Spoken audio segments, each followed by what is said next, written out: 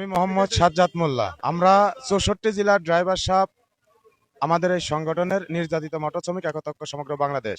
এটা আমাদের ড্রাইভার সাহেবদের নিরাপত্তার জন্য, আমরা কেউর বিরুদ্ধে না। আমরা 64 জেলার ড্রাইভার সাহেবদেরকে ইনভাইট করছিলাম। তারা আমাদের বাংলা বাজার যে অফিস আছে কেন্দ্রীয় কার্যালয়, সেই জায়গায় সবাই আসছে। কিন্তু অতিরিক্ত মানুষ হওয়ার ড্রাইভার সাহেব হওয়ার জন্য আমরা একটি ক্লাব নিয়েছিলাম, ফৌজদারহাট বাদশা ক্লাব, জলিল বাদশা ক্লাব।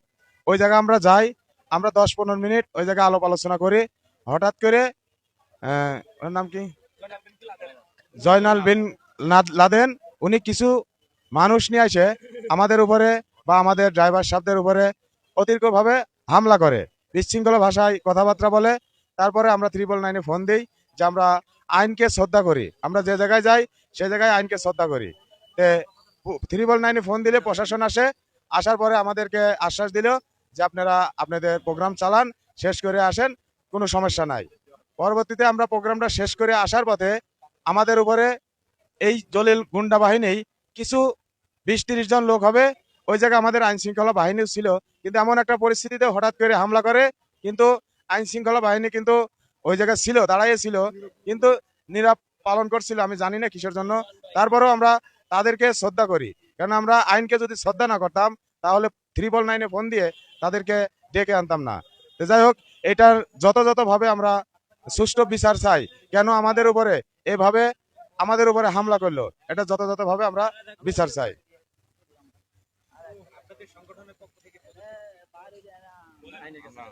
আমাদের সংগঠনের পক্ষ থেকে আমরা আইনের সাথে আমরা আইনকে শ্রদ্ধা করে যথাযথভাবে যাতে এটার আইনি প্রক্রিয়ায় বিচার চাই।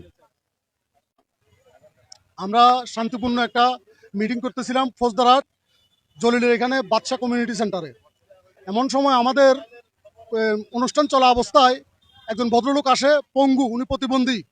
উনি আসি আমাদের এই মিটিংয়ের উপর অতর্কিতভাবে ওনার হাতে লাঠি দিয়ে আমাদের উপর হামলা করে, অনেকজনকে গলা চিপে ধরে। উনি অনেক খারাপভাবে আমাদের সাথে বাজে ব্যবহার করে, কিন্তু আমরা ওনাকে বুঝাই শুনাই পাঠাই দিই। পরবর্তীতে আমরা থানাতে এটা ইনফর্ম করি। 999-এ ফোন দেওয়ার পরে পুলিশ প্রশাসন আসে। পুলিশ প্রশাসন আমাদেরকে বললো যে ঠিক আছে, আপনারা মিটিং করেন, কোনো সমস্যা নাই। আমরা আমাদের শান্তিপূর্ণ মিটিং শেষ করার পরে আমরা যখন বেরিয়ে আমাদের কেন্দ্রীয় কমিটি অফিসের মধ্যে যাব, এমত অবস্থায় রাস্তা পার হইতে আমাদেরকে প্রায় 30-40 জন হাতে লাঠি এবং দেশীয় অস্ত্র এবং বিভিন্ন SS5 দিয়ে আমাদের গায়ের উপর, সবার উপর অতর্কিতভাবে হামলা করে। এতে আমাদের প্রায় 20-25 জন ভাই মারাত্মকভাবে আহত হয়। এবং আমাদের একজন ভাইকে, আমাদের কুমিল্লা থেকে উনি মেহমান, আমাদের 64 জেলা থেকে আমাদের মেহমান আসছে, তার ভিতরে আমাদের এক ভাইকে গাড়ির নিচে ধাক্কা দিয়ে ফেলে দেয়। উনি এখন মেডিকেলের বেডের মধ্যে শুয়ে আছে, ওনার অবস্থা খুবই আশঙ্কাজনক। আমরা এটা প্রশাসনের কাছে এবং দেশবাসীর কাছে, সরকারের কাছে এটা সুস্থ বিচার এবং সুস্থ বিচার চাই, তদন্ত করে যাতে আমাদের এটা সুস্থ বিচার হয়। আমরা কোনো রাজনৈতিক দল না, আমরা অরাজনৈতিক দল। আমাদের এটা একটা ড্রাইভার সাহেবদের একটা অরাজনৈতিক সংগঠন।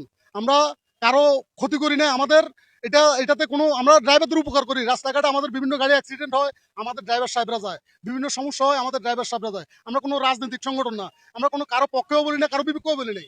আমরা ড্রাইভাররা এটা একটা সুন্দর একটা অনুষ্ঠান করতেছি। এর ভিতরে আমাদেরকে এভাবে আসি হামলা করার জন্য কে বা কারা উস্কে দিয়েছে সেটা আমরা জানি না। তবে আমরা যতটুকু গোপন সূত্রে খবর পাইছি, এরা ফেডারেশনের, এই যে পঙ্গু যে লোকটা, উনি শ্রমিক ফেডারেশনের একজন নেতা। উনি আসি আমাদেরকে এভাবে অতর্কিতভাবে হামলা করে এবং উনি এই লোকগুলিকে জড়ো করে এবং পুলিশ প্রশাসনের সামনেই আমাদের উপর এভাবে হামলা করে। পুলিশ প্রশাসন নিজেরা দাঁড়ায় দাঁড়ায় এগুলি ভিডিও করছে। এগুলি আমরা এটা বিচার চাই, সুষ্ঠু বিচার চাই দেশবাসীর কাছে এবং দেশের সরকারের কাছে এবং প্রশাসনের কাছে। আমাদের এটা দাবি, আমাদের এটা সুস্থ বিচার চাই। আমরা কোনো কারো ক্ষতি করি নাই, আমরা এটা অরাজনৈতিক একটা সংগঠন, আমরা কোনো রাজনীতিতে নাই। এটা আমাদের ড্রাইভার সাহেবদের অরাজনৈতিক সংগঠন। অতএব আমাদের এই সংগঠনের উপর কেন এই হামলা হলো, এটার সুষ্ঠু বিচার চাই। আমি অতটুকু ভিতর থেকে যাইতে চাই না। দেখেন, আমরা শ্রমিকেরা একত্র হয়ে একটা সংগঠন করতেছি, এটা অনেকের সহ্য হইতেছে না, তাদের চাঁদা বন্ধ হয়ে যাবে, এই জন্য তারা আমাদের ভিতরে বিতর্কিত আলোচনা করতেছে। দেখেন, আজকে গার্মেন্টস শ্রমিক বেতন আদায়ের জন্য রাস্তায় নামে আমাদের গাড়ি ঘোড়া ভাঙচুর করে, ব্যাংকের চাকরি যায় রাস্তায় এনে আমাদের গাড়ি ভাঙচুর করে। কিন্তু আমরা এত নির্যাতন হওয়ার পরও আমরা 1 মিনিটের জন্য আমরা রাস্তায় ব্রেকেট দিই না, কারণ আমরা রাস্তার ড্রাইভার। তারপরও আমরা সরকারের, দেশের ক্ষতি হবে, মানুষ জন দুর্ভোগ সৃষ্টি হবে, এই জন্য আমরা কোনো আন্দোলনে যাই না। আমরা আইনের কাছে একটা সুস্থ বিচার চাই। যে প্রশাসন যে ভূমিকা ছিল, কিন্তু ওনারা কেন ভূমিকা নেয় নাই তাদেরও আমরা এটা তদন্ত করার জন্য অনুরোধ করব সরকারকে। কেন পুলিশ থাকার সত্ত্বে এইভাবে আমাদের উপর হামলা করা হইলো? আমাদের ভাইদেরকে যেভাবে মারা হয়েছে, শত্রুর এইভাবে মারে না কেন? আমরা তো কোনো রাজনৈতিক আলাপ আলোচনা করতে না, আমরা 64 জেলার ভাইরা, আমরা এখানে আছি, সবাই মিলেমিশে সবাই পরিচয় হবো, একজন এক এক জেলার মানুষ। আমরা এক জেলা থেকে অন্য জেলায় যাবো, চাইলে এখানে বিপদ পড়বো, ওইভাবে আমাকে সহযোগিতা করবে। এই জন্য আমাদের সংগঠন না, আমাদের কোনো উদ্দেশ্য নাই, ওই উদ্দেশ্য নাই। তারপরও কেন তারা আমাদের অতর্কিত ভাবে হামলা করলো? এটার আমরা সুস্থ বিচার চাই। প্রশাসন থাকা সত্ত্বেও কেন আমাদের এইভাবে হামলা করলো আমরা প্রশাসন, কিন্তু আমরা এত অত্যাচার 1 মিনিটের জন্য আমরা রাস্তায় দাঁড়াই নাই, রাস্তায় যানজট সৃষ্টি করি নাই, কারো ক্ষতি করি নাই। আমাদের জনবল খুব আজকে যে নির্যাতন হয়েছে আমাদের উপরে, সেটা প্রশাসন নিজের চোখে দেখছে এবং প্রশাসন নিজেই ভিডিও ফুটেজ নিচ্ছে। যেটা আমরা কোনো সংগঠনের বিপক্ষে কথা বলি না, আমাদের নীতিমালার মধ্যে আছে রেজিস্ট্রেশন প্রাপ্ত সংগঠন আমাদের অভিভাবক, সেটা আমরা সম্মান দিয়ে কথা বলে আসছি এবং কি সামনের দিকে বলে যাব। ওনারা আমাদেরকে কেন প্রতিপক্ষ ভাবে, কেন প্রতিহিংসা করে আমাদের প্রতি? আমরা কি মানুষ না? আমাদের এই নির্যাতিত মোটর শ্রমিক একতা ঐক্য সমগ্র বাংলাদেশ এই সংগঠন একমাত্র রাজপথের শৃঙ্খলা ফিরিয়ে আনার জন্যই মূলত এই সংগঠন তৈরি করা। এতে আপনাদের গা জ্বলে ভাই? কেন জ্বলবে? আপনি আমার ভাই, আপনি মানবিক কাজ করেন, আমিও মানবিক কাজ করি, আসেন হাতে হাত মিলিয়ে কাজ করি। সেটা করলেন না, উল্টো আমাদেরকে লাঞ্ছনা দিয়ে রাস্তা থেকে মেরে টর্চারিং করে দূরিয়ে দিলেন কেন? আমি প্রশাসনের দৃষ্টি আকর্ষণ করে বলতেছি, ওইখানে ফৌজদারহাট পুলিশ পাড়ির এবং ফৌজদারহাট থানার পুলিশেরা ছিল এবং ওসি সাহেবও মনে হয় ছিল, কনস্টেবলরাও ছিল। ওনারা ভিডিও ফুটেজটা নিছে, আপনারা এটার মাধ্যমে তদন্ত করে দেখবেন আসলে দোষটা কার। আমাদের যদি দোষ হয়ে থাকে সেক্ষেত্রে আমাদের উপর আপনারা যেটা দিবেন ওটা আমরা মেনে নেব ইনশাল্লাহ। আর যদি ওদের দোষ হয়ে থাকে আপনারা আইনের মাধ্যমে ওদেরকে আইনের আওতায় আনবেন, কারণ আমরা নির্যাতিত মোটর শ্রমিক একতা ঐক্য সমগ্র বাংলাদেশ এই সংগঠন আইনকে শ্রদ্ধা করে চলি।